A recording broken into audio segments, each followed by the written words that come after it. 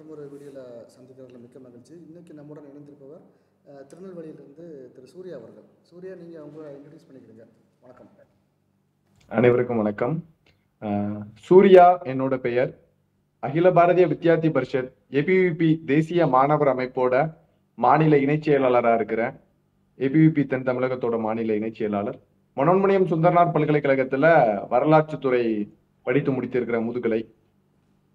Okay, மிக்க நன்றி சூர்யா. இப்போ நம்ம இன்னைக்கு பேச போகிற டாபிக் பார்த்தீங்கன்னா என்ன டாபிக்ங்கிறது நீங்களும் இன்ட்ரடியூஸ் பண்ணிடலாம். நீங்கள் என்ன டாபிக் நீங்கள் பேச போகிறோம், நம்ம சும்மா ஒரு ஜென்ரல் டிஸ்கஷன்ஸ், அதை பற்றி நம்மளுடைய ஒப்பீனியன் என்ன, அதாவது நீங்கள் ஸ்டேபிள் கவர்மெண்ட்டு நீங்கள் சொல்லியிருந்தீங்க, ஸ்டேபிள் கவர்மெண்ட்டோட தேவைகள் என்ன அப்படிங்கிற மாதிரி.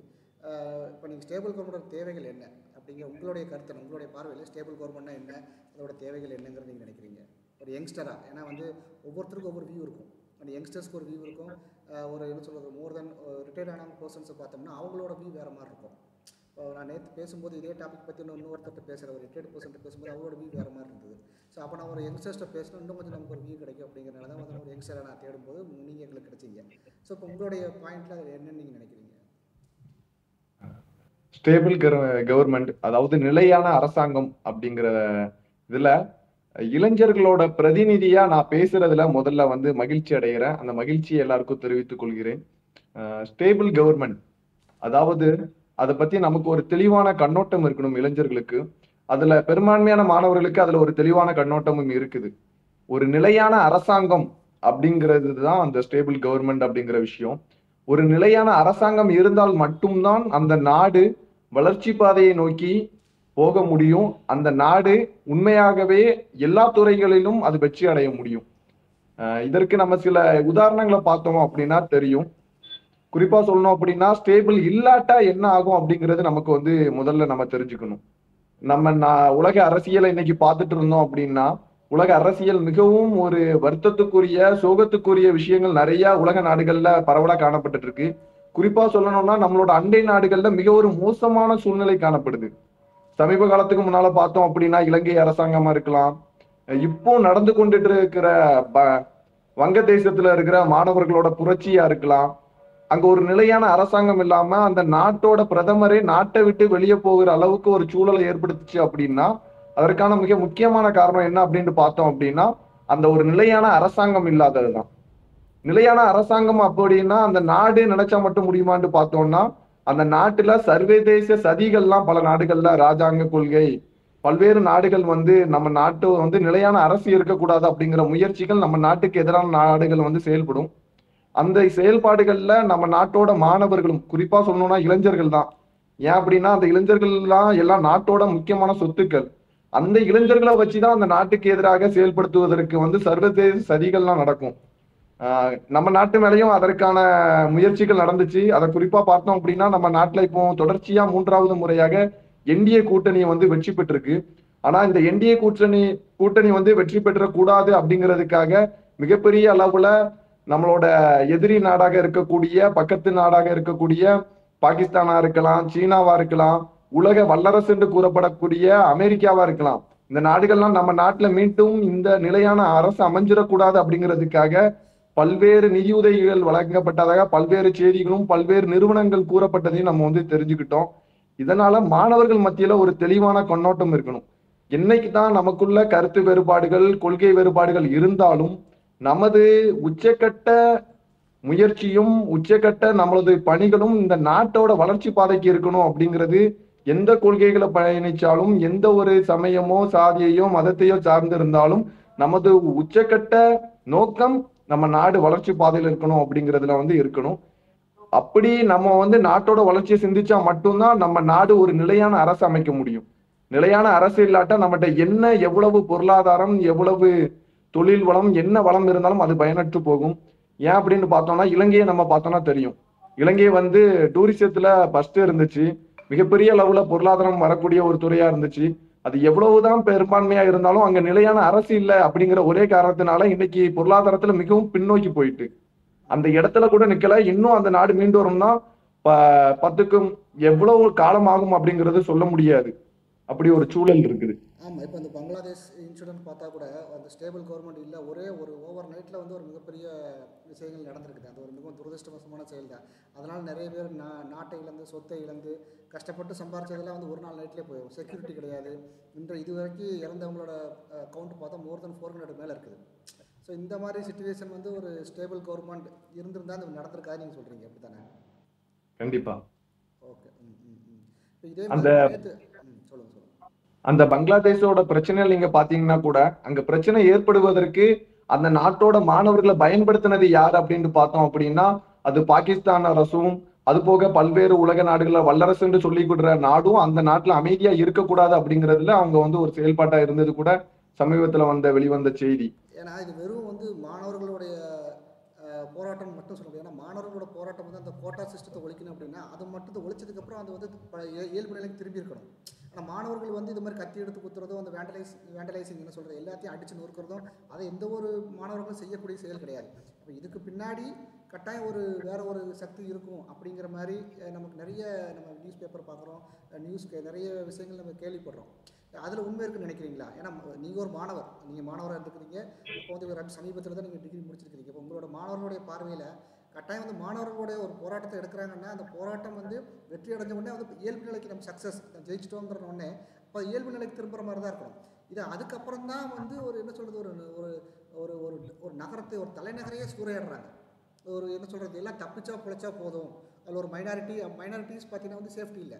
இப்போ மாணவர்களோட எண்ணம் வந்து அந்த கோட்டா சிஸ்டத்தை ஒழிக்கணும்னா அது ஒத்துக்கிட்டாங்க, ஒழிச்சாச்சு. அவங்க வந்து அந்த நாட்டோட பிரதமர் வந்து நாட்டை விட்டு வெளியே வந்துடுறாங்க. அப்போ அது வந்து உடனடியாக அது அமைதிக்கு வந்திருக்கணும். ஆனால் அமைதிக்கு வராமல் அதுக்கப்புறம் ஒரு மிகப்பெரிய கலவரங்கள் அந்த அளவுக்கு போயிருக்குது. ஸோ இதை பற்றி உங்களுடைய கருத்து என்ன? ஒரு மாணவராக நீங்கள் என்ன நினைக்கிறீங்க?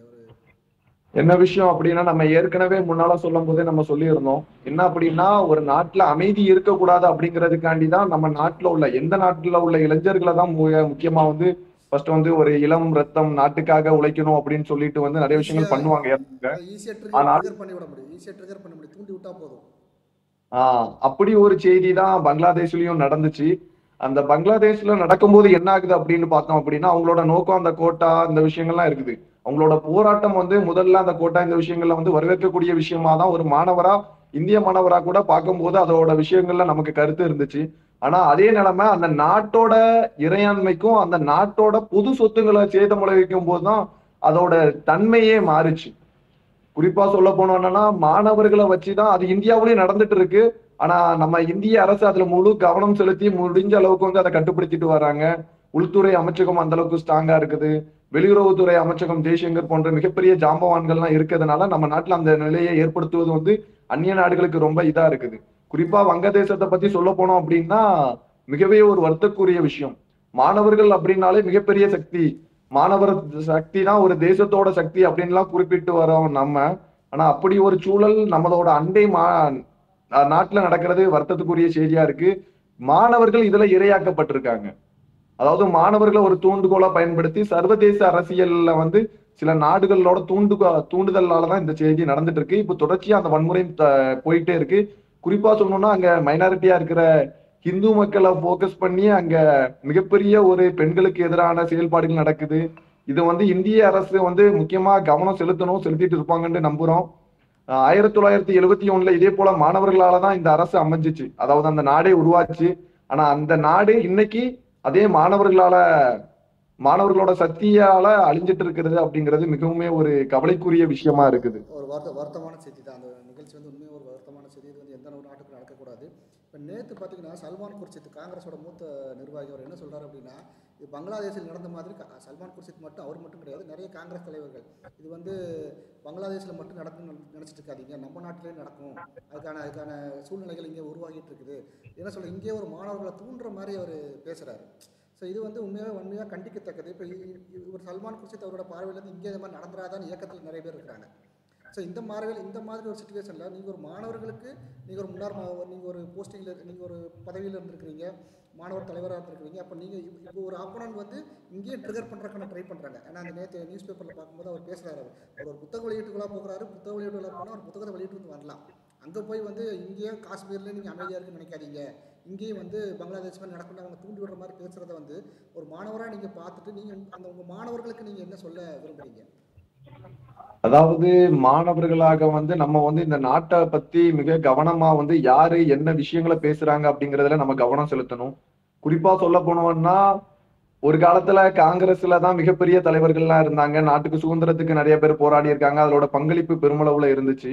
ஆனா என்னன்னு பார்த்தோம்னா இன்னைக்கு இந்த நாட்டுக்கு எதிரான செயல்பாடுகள் ஈடுபடுறதுல வந்து காங்கிரஸ மிஞ்சின அளவுக்கு எந்த ஒரு கட்சியும் நம்மளோட பாரத தேசத்துல இல்ல அப்படிங்கறது தெரிய முடியுது. அது குறிப்பா காங்கிரஸோட தலைவரோட நிலைப்பாடே நிறைய இடங்கள்ல நம்ம பார்த்திருப்போம். நம்ம பாரத தேசத்தை பத்தி நம்ம நாட்டுல அவங்க வந்து நாடாளுமன்றத்திலேயோ மக்கள் மத்தியிலேயோ பேசுறது கூட பிரச்சனைகளை கொள்கைகள் ரீதியா பேசுறது அது ஒரு விஷயம்.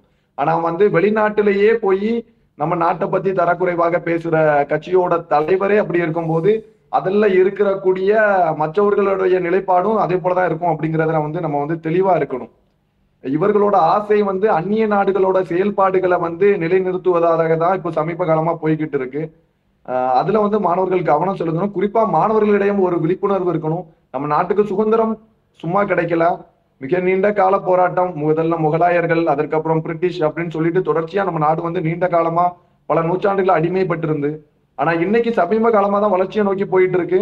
ஆனா இன்னைக்கு இருக்க கவர்மெண்ட், அதாவது நம்ம இன்னைக்கு எடுத்திருந்த டாபிக் கூட நிலையான அரசாங்கம். அந்த நிலையான அரசாங்கம் இருக்கிறதுனால அதற்கான செயல்பாடுகள் மிகப்பெரிய அளவுல வந்து ஒழிக்கப்பட்டு இருக்கு.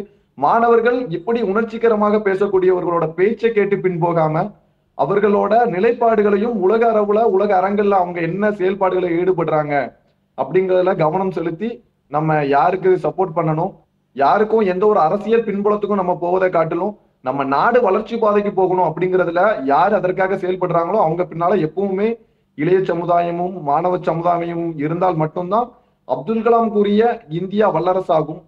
எல்லாருமே இளைஞர்கள் மத்தியில நம்பிக்கை வச்சுட்டு போனாங்க. அந்த இளைஞர்களாக இருந்து நம்ம அவங்களோட லட்சியத்தை அடைவதற்கான தூண்டுகோலாகவும் கருவியாகவும் நம்ம இருந்து கண்டிப்பா வந்து வளர்ச்சி பாதைக்கு பாரத தேசத்தை கொண்டு போகணும்.